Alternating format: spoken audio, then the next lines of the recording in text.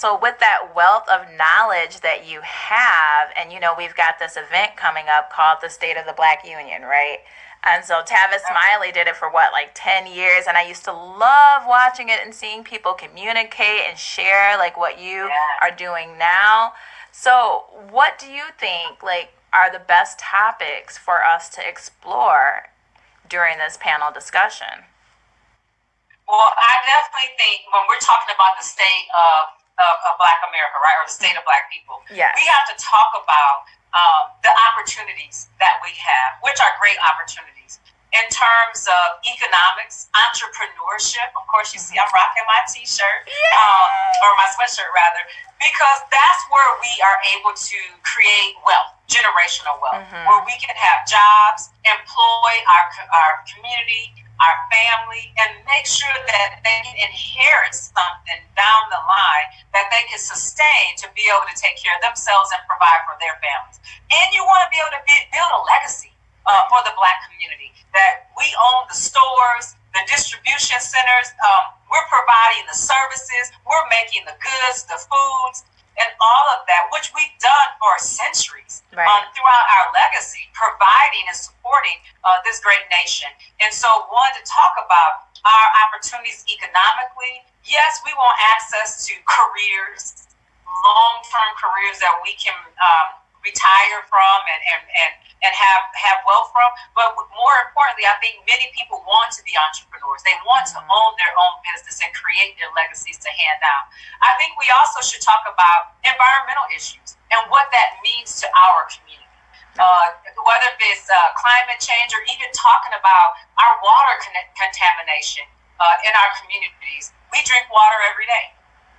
We bathe in water every day. We are using that for our food supply every day. So we need to make sure, regardless if we live in the inner city, the urban core, or even in the outer rural areas, that we're talking about environmental justice, because that plays a part in our health, our overall ability to have better health outcomes. It plays a part in industry and where those industries are going, because a lot of times they look at contaminated land. That's a lot of times in our communities, and they put these factories and different industries, which comes with a lot of waste and environmental things that we are mostly impacted by. I think we have to talk about housing and talk about it in a frame from sustainability.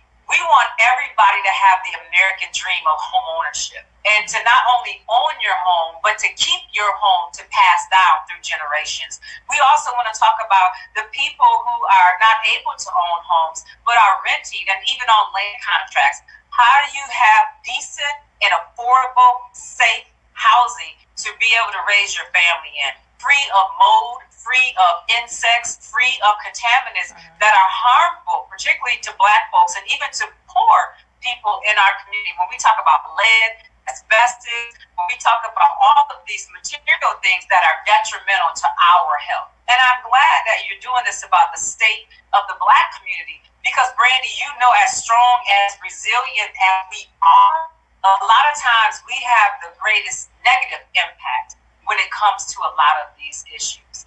I also believe we should talk about financial literacy, what we should do as a community, opportunities that we have to be a part of Wall Street, to be a part of savings programs, to help individuals better work with their finances so that they can build that generational wealth, and provide opportunities for financial literacy classes and workshops so we can buy those homes and things that gets us to equity in our homes and everything. I also think we have to talk about health access, health care, and what does that mean to the Black community?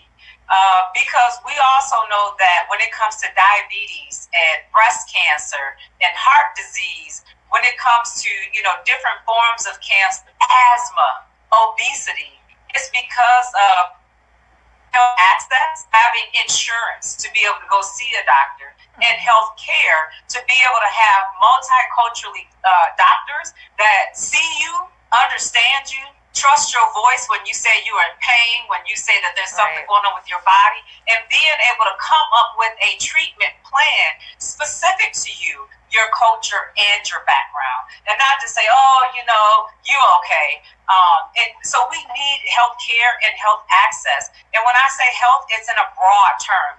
Mental health, we're talking about substance abuse, we're talking about having access to counseling and therapy, as well as physical medical health. And then I think, lastly, I think we have to just talk about leadership in the Black community.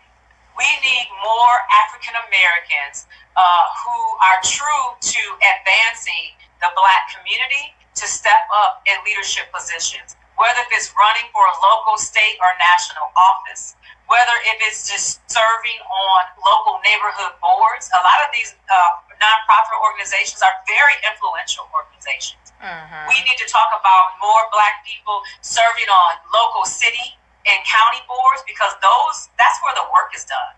Those are where the decisions are being made. And then these boards come to the commissioners and say, this is our recommendation, will you support it? So we need more people that look like us, that are part of these conversations and making those decisions. And then, just talk about how our young people, our millennials, Generation X, the opportunities for them to come up in a way where they have this, we have this intergenerational reach where we're saying, listen, let us share with you our experience and what we learned and how we've navigated this process. And although you may come at a different way, a different approach, which is fine, at least you won't repeat the same mistakes or fall in the same holes that we did going through this process before. So I think that gives you an overall of how we can touch in different ways and empower people to become more active, more vocal, when they're better educated on issues about us, but more importantly, strategies of how we overcome. Now, what do you say to the person that's discouraged? Like, I love everything that you're saying, and you got me like totally encouraged. I'm like, yes, I love like where you're coming from with this. I like how you're speaking of it, because a lot of people get overwhelmed. They're like, we don't want to talk about Black problems. It's so depressing. All you do is come together and talk about issue after issue after issue. Nothing gets resolved. There are no solutions. So what do you say to that person that's discouraged? Like, I don't really want to go there and hear more negative stuff about our community. How do you motivate people to come out? Because politically, I see people are discouraged and exhausted, and it's like, what are your tools that you have, over the time that you've got a lot of experience, a wealth of experience? What do you use to like motivate people? Well, there's another affirmation that I love. Empowered women empower women. So women like you and I, who are there, we're walking in this space, right? Mm-hmm. That we had to create space for ourselves. That I'm here not because of I had all of this resources or money or this and that. I'm here because I was hurt. My family was in need. I experienced these things that were traumatic to me. And I'm taking that and the hope that I have within me to do something about it. I'm not sitting back and waiting for, someone else to come and save me or advocating for me. I am the answer to a lot of me and your problems. And that's what I want to share with people.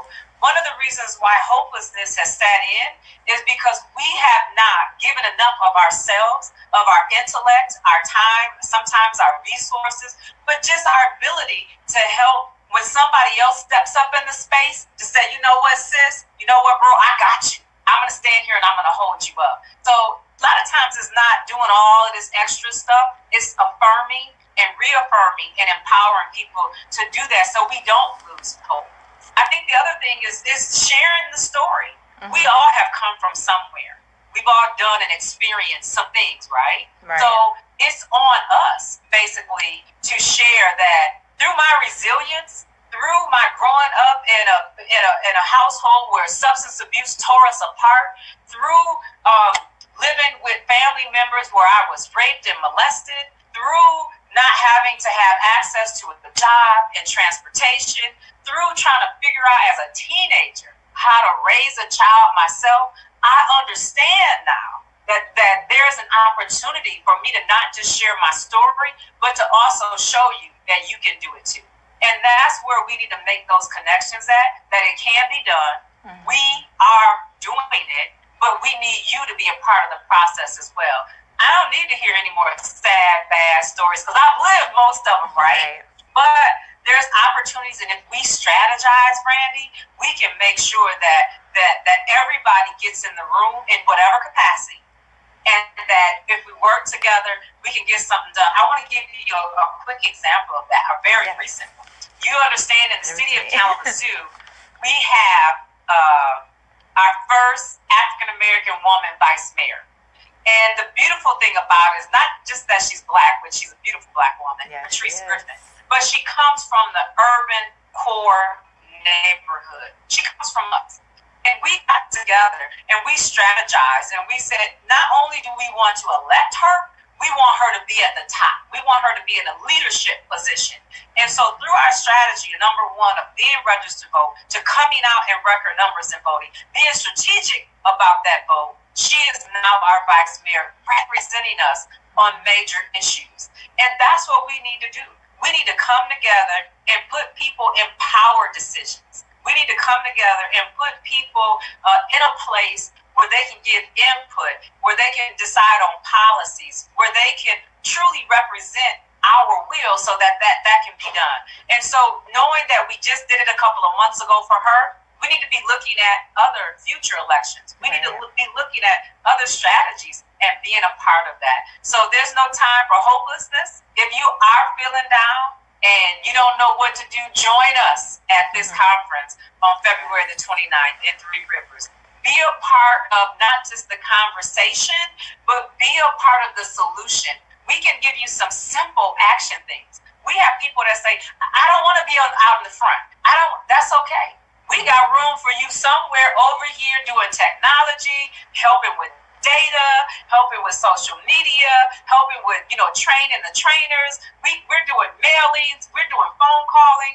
We need somebody to help watch the babies while the mamas is out on the front line.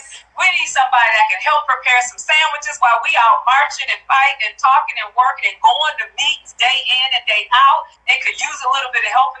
There's room in the struggle for everybody. Right, most definitely. And I was just so happy to see that whole process happen in Kalamazoo, right? Because I'm in Three Rivers, and most people think I live in Kalamazoo because I do a lot of work in Kalamazoo.